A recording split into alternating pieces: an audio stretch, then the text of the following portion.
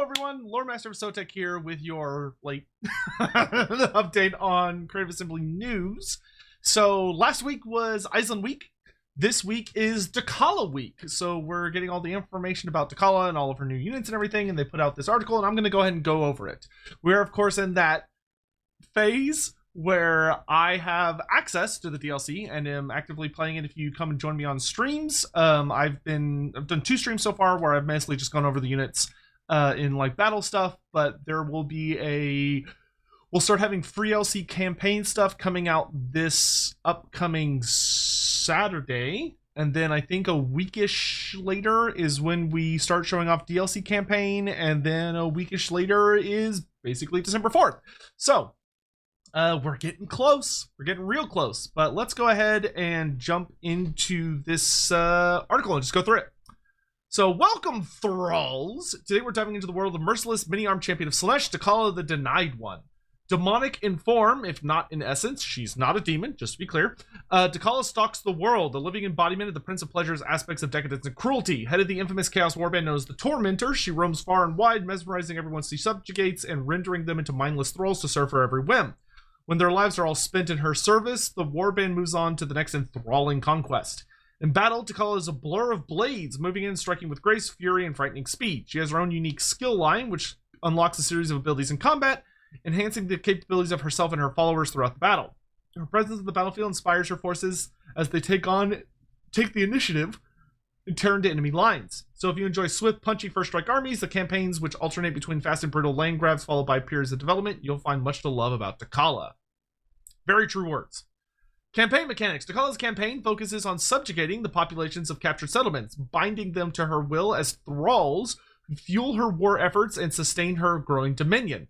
Thralls serve as her primary campaign resource and are tracked on the upper central UI panel. They're essential for constructing Dekhala's pleasure palaces, more on these below, and also power the proliferating cults action shared with other Slaaneshi factions. Unlike her kin, however, Dechala does not send her thralls forth as cultists. They are simply tools, their labor and lives spent in service to her divine purpose. Making your thrall economy work for you is all about settled management, and here's where Dekhala's 3 unique settlement types come into view.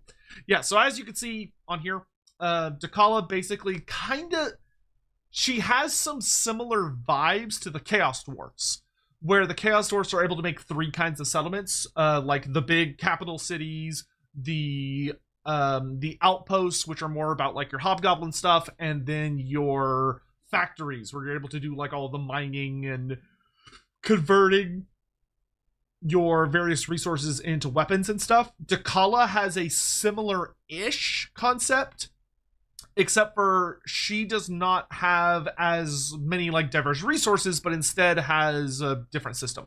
So where like Iceland is more like having a group of resources that all funnel into each other, Dechala is more about you have thralls which you acquire and then you turn into they operate as a resource that you need for your more complex constructions. So you have your pleasure palaces, which are your like big tier cities, your thrall camps where you get thralls from, and then your tormentor holds, which I'm sure they'll explain more about. So when Dechala forces occupy a captured settlement, you convert into one of these 3.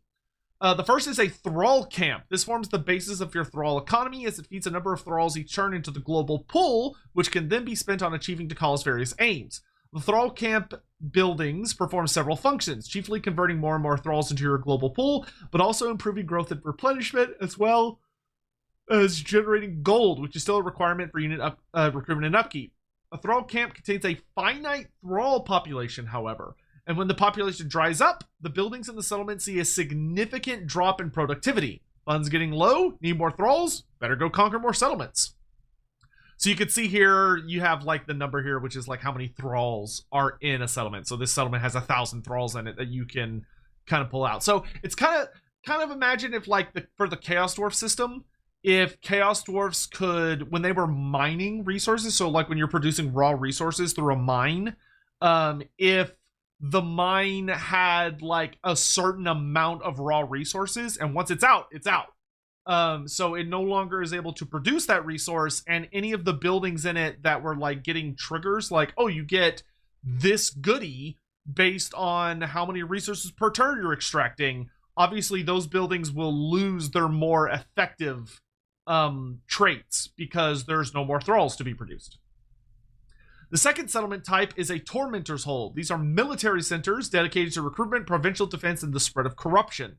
They make great little strongholds at potential trouble spots of the campaign map, and through various building upgrades offer a decent range of recruitment options from low-tier units, such as Devoted Marauders, Slongors, Furies, and Hellstriders, up to the mid-tier, such as Chaos Warriors with Hell Scourges, Seekers, Exalted Demonettes, and Slaneshi Spawn. There's a broad enough selection to build or bolster local armies, but when it's top tier and specialists, which are after, need to head to the third settlement type, which is the Pleasure Palace. A Pleasure Palace is a glittering shrine to Dechala and her decadence, and the beating heart of Decala's burgeoning empire. The Pleasure Palaces can only be constructed on province capitals, so capital, major settlements only, no minor settlements, and every building or building upgrades cost thralls to construct. Money has no role here. It's all about utilizing your thralls so Dechala and the Tormentors can indulge in decadent pursuits. Every whim is catered to within a Pleasure Palace. It's where you go to entice the big demonic units into existence, such as Soul Grinders and Keepers of Secrets, and everything down the tree from there. In short, a Pleasure Palace is a major recruitment center, a defensive bastion, and a solid generator of campaign wealth.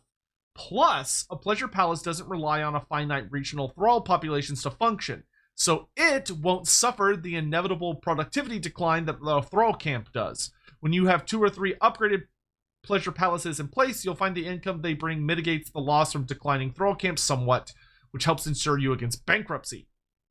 So here you can see you have your global thrall pool, and then we have some other resources as well.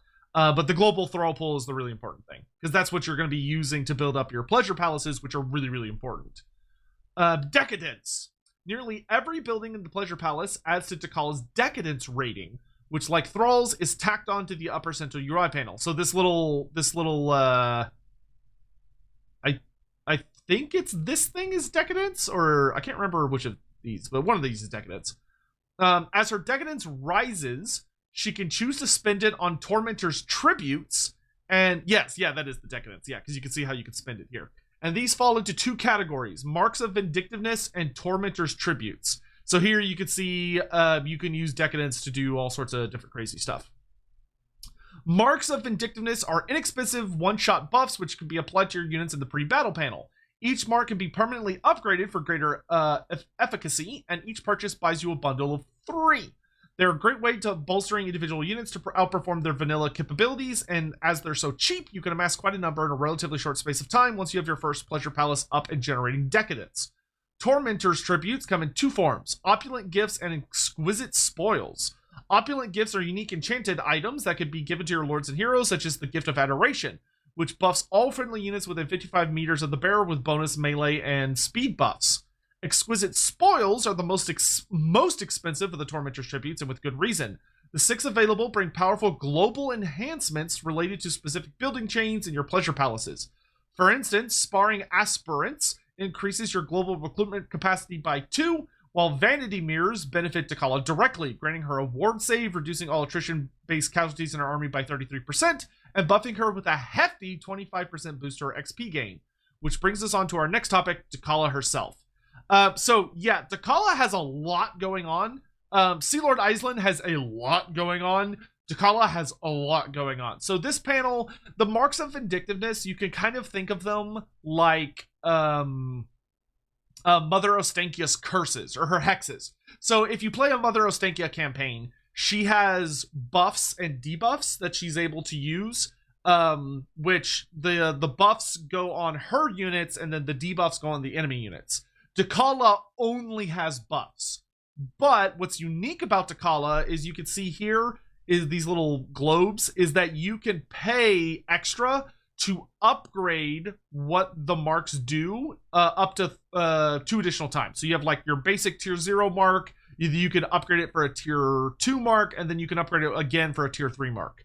But Decala's are only buffs. She doesn't have debuffs that she can use on enemy units. She can only have she can only buff her own units with these 6 marks. And then over here you have the Opulent Gifts, which, like they said, are 6 unique enchanted items that will buff a character that you apply them to. And then there are 6 Exquisite Spoils, which are really expensive, and these are permanent campaign buffs, which are really, really awesome. Dechala. When she's not admiring herself in her vanity mirrors or coiled up on a chase lounge while her thralls busy themselves to death, Dechala moves fast, like really fast, and not just on the battlefield. Fully upgraded, she's around the same speed as a mounted character, but also in how swiftly she levels up. As a base statistic, Dechala steals 15% of the experience of any other lords would gain. As soon as you begin raising using new armies, you'll see her start flying through the levels. It's well worth keeping her on the expanding boundaries of your territory, conquering settlements to capitalize on those bonuses with battle XP gains. Yeah, so she's like, I think it's... I can't remember I think it's Quick Head Taker that also has the steal XP from other lords gimmick, I think. But it is a great gimmick for, like, power leveling a lord. Decala's unique skill line mostly offers combat benefits, and the first skill available, the Praise of Slaanesh, is an absolute zinger. It unlocks the Wayfarer trait, boosts her acceleration and deceleration by 200%, and grants Strider, so she's unaffected by movement penalties caused by terrain and combat. This means she zips around the battlefield at breakneck speed, engaging, disengaging at will, and nipping off any priority units and characters you point her at. The skills Dagger Dance and Whirlwind of Pleasure further enhance her combat repertoire with offensive and defensive specialisms, but perhaps her most interesting skills are the Tainted Cup and the Wages of Sin. These enhance all Marauder Infantry, Cavalry Chariots, and Hellstriders in her army with, respectively, eroding of poisoned attacks, so poison attacks that deal damage over time, if memory serves, bonus melee and defense, and they become immune to all contact effects. So, yeah, just like your other, like, mortal-focused characters, she has a bunch of buffs for mortal-focused units in her unique skill tree. Combined with the passive Marauder buffs provided by her red skill tree, Decala's devoted Marauders suddenly start punching well above their weight when they fight with her. This makes her perfect on your territorial boundaries, where she can strike hard and fast, replacing her expendable losses quickly and cheaply from nearby Tormentor holds. Sure, you can pack her off with demonic units, Seekers, Chaos Warriors, and the like, but bulking her army with these cheap meat shield Marauder units who become surprisingly effective under her command offers a return on investment. Steercar of the Swordsvinir. The fabled Marauder Chieftain, which is why he should be in the Norska roster. Please, CA, put him in the Norska roster. He should be available to Norska as well. The fabled Marauder Chieftain of the Norskan Swordsvinir tribe, Steercar has long been a follower of Slaanesh. From a young age, a Slaaneshi demon named Slazuzu, for anyone curious, would whisper in his ear, counseling him in the ways to gain the devotion of his tribe, and revel both in the excesses of battle and the inevitable feasting which followed. Steercar makes a natural first lieutenant for Dechala. His devotion to Slaanesh and his martial prowess make him a force multiplier for any army he joins. Clad in his unique chaos armor, the Armor of Disdain, he turns aside enemy attacks and repays them in kind with his magical weapon, the Blade of Excess Bos, a weapon that unleashes devastating sonic booms to disrupt enemy ranks. On his back, he bears the sign of depravity, which improves the speed and leadership of friendly units while simultaneously causing the opposite to nearby enemies. Steercar inspires devotion from Marauder units, which is reflected in his Follow the Leader skill line. This offers a series of powerful enhancements for Marauders, which, when coupled with Decala's various Marauder buffs, makes a Marauder-heavy army led by Dechala and Steercar a force to be reckoned with. So yeah, if you put the two of them in the same army, they make your Marauders, like, absolute god tier. They become very spooky. The Druki Anointed. I am still genuinely shocked that we got these. I am genuinely shocked that we got these, and they look fantastic. I absolutely adore them. Renegades of Nagaroth, outlawed for their worship of Slaanesh, the Druki Anointed are precision Druki swordsmen. They're equally at home roaming the wilds as assassin agents or folded into armies to bolster the troops around them and hunt down enemy lords and heroes in the battlefield. The Anointed are capable of wielding both the twisted sorceries of dark magic and several bound spells from the lore of Slaanesh. Their distinctive skill, Devoted Murderers, grants frenzy to all devoted units in the army while imbuing the Anointed themselves with the Murderous Euphoria passive when locked into melee. Great. I love their design. They look fantastic. The Exalted Hero of Slaanesh. Oh, I love the mutated heroes. I feel kind of bad for Khorne and Nurgle, because Khorne and Nurgle didn't get they already had their Exalted Hero in just like the base Warhammer 3 game, so they didn't get like the fancy unique ones. Which is a shame, but the Slaanesh one, like, these cone-headed weirdos look fantastic. Exalted heroes have fought their way to fame in the eyes of the Dark Prince and have begun to receive gifts of their patron god. Incredibly fast with the solid charge bonus and heavy weapon damage, they make outstanding one-man shock troops, adept at outflanking pinned enemies and punching hard into their sides or rear. Their mutations have already begun, as evidenced by their monstrous fiend claw third arm and hooves, and they wield a wicked whip alongside their claws as weapons. Yeah, they also have big old shields and are actually surprisingly durable. Chaos Sorcerer Lord of Slaanesh. Practitioners of the Lord of Slaanesh who have risen to Lord status with 3 mount options culminating in the Chaos War Shrine of Slaanesh. They're also rather better in melee than your average caster and grant extra bonuses to Forsaken Chaos Spawn and Pharaoh Manticore. So, pretty standard Chaos Lord of Slaanesh. Though they do have the hooves. They do have a mutation. Pleasure Seekers, which here you can see the demonettes that ride on them, which have some slightly new assets, which is pretty cool.